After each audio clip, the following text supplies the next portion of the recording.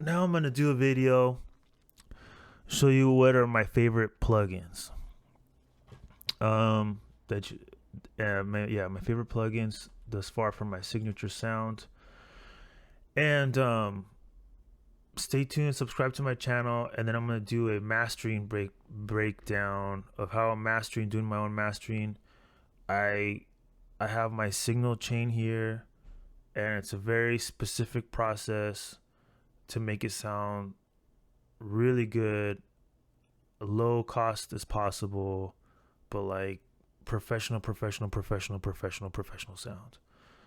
Um, I watched a lot of videos on YouTube, and I'm just like, they have a complete different philosophy than what I'm doing. What I'm doing is based on the Bruce Sweden method, which is the engineer Michael Jackson. So I'm doing this Gustavo Adolfo Uribe method, which is like the hybrid digital version of that.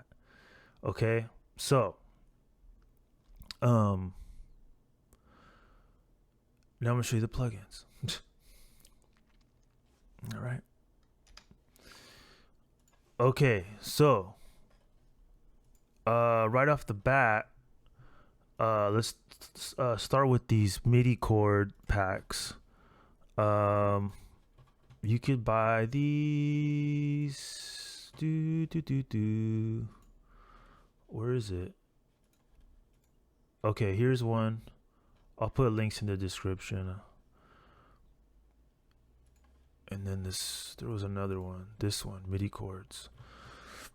So they're not technically plugins, but I like them because it'll save you so much time. You could just drag and drag and drop the chords. So I mean, I could play the chords myself, but then I have to do like record, boom, boom, boom, then edit it and line it up, blah, blah. Or I can just drag and drop these guys. So 9 times out of 10, you can just do this. If it's but because I know music theory and stuff, um, if I need to do some tweaks or whatever, I could do them. But like, just to have this as a skeleton, I could, put just like a cheap piano sound, and then just sketch out my track, and then from there I could arrange it and pick out what voices I want to use on what instruments. So this is really handy. Highly recommend it. It's not technically a plugin, but it's kind of like a plugin. Um, okay, now plugins. Let me make sure I'm recording here. Okay, yeah, cool. So,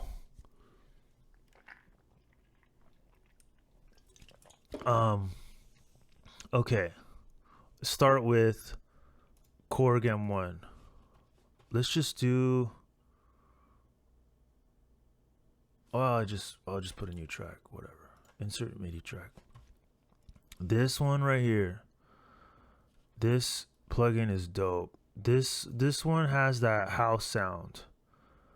House sound that I like. Classic 90s. Let's see if I can find it here.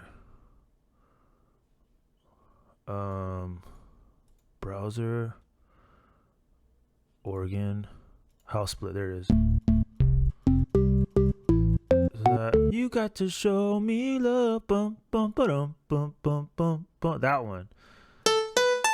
So just for that, like, you should just get. I got that just for that sound, but it does have other cool sounds. I don't use this very often, but you can get like this. This has cool sounds, guys. It has cool sounds, so I like it. So that's why I'm talking about it. Okay, the native instruments. These are the ones. This is like this one and Waves are the two plugins that I use. So this is the native instruments. I'll tell you which one watch. Hold up. Where is it? I got this one, guys. I got the fucking let's see, native.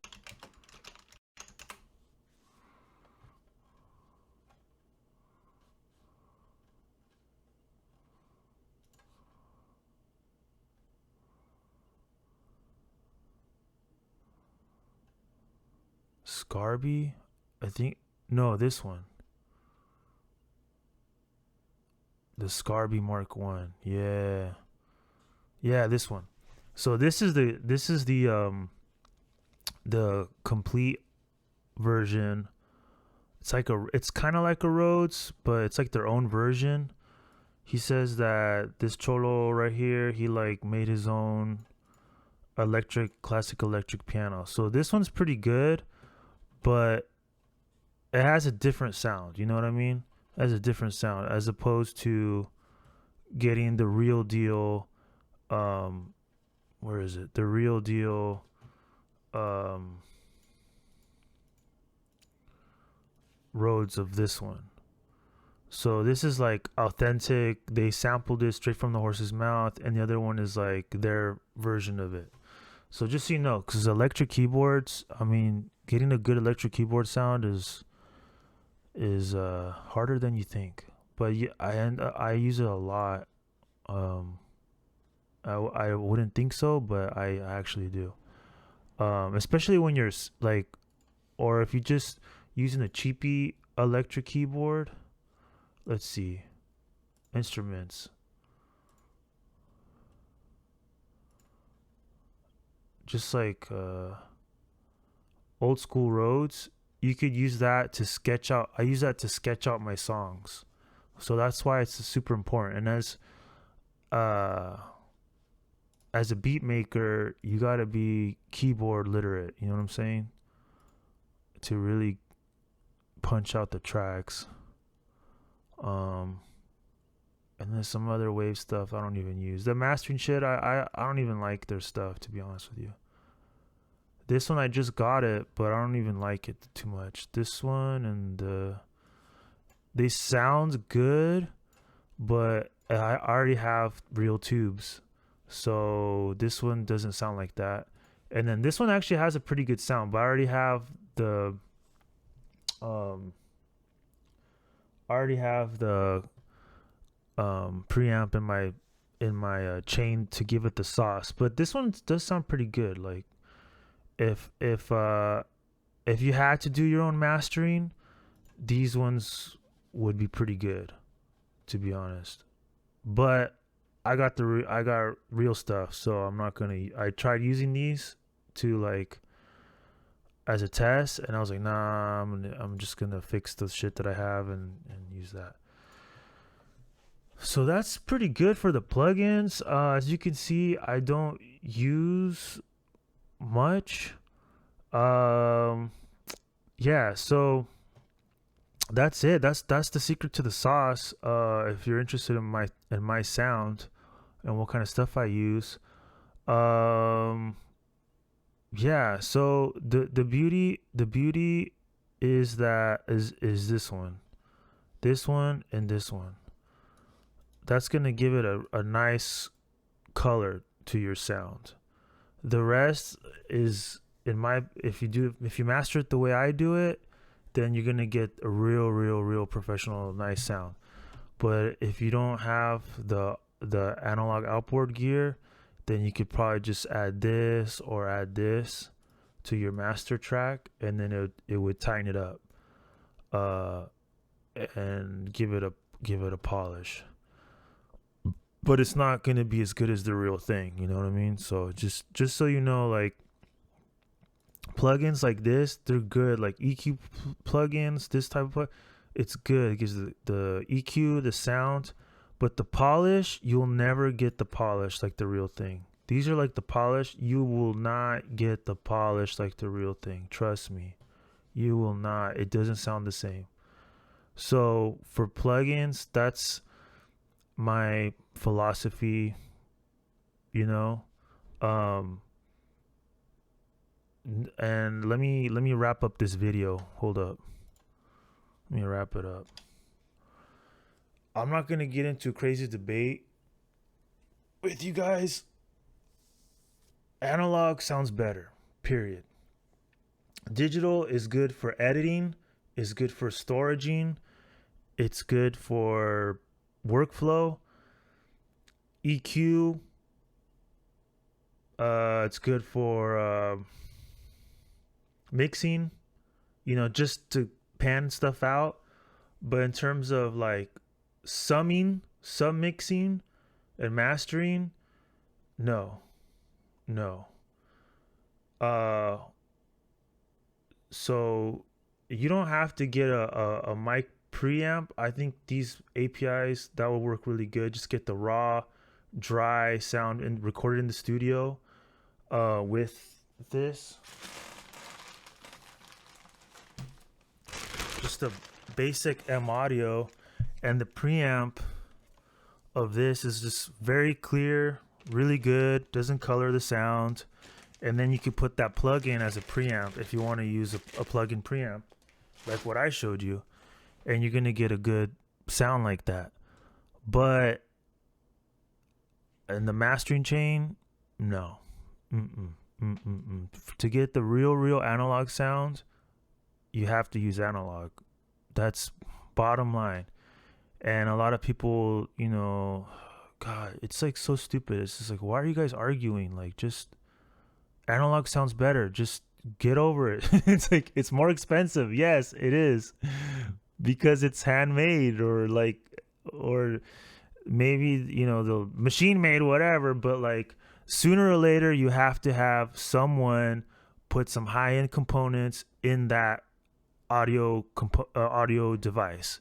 Period. Handmade. Period. That's why it sounds good, because everything is high quality. For example, the microphones, like the Soyuz mic that I have, that's handmade. This one right here, I don't know if it's handmade, but it's probably handmade, or hand assembled or whatever. This chingadera that I have, I didn't make it, but I paid them to make it, and they assembled it handmade. This is like custom stuff. This one right here, this is a Revive modded. So they put the sauce in there, you know. And then the thing that I'm getting right here, it's getting upgraded, so it's gonna get the sauce too. It's getting revived actually right now.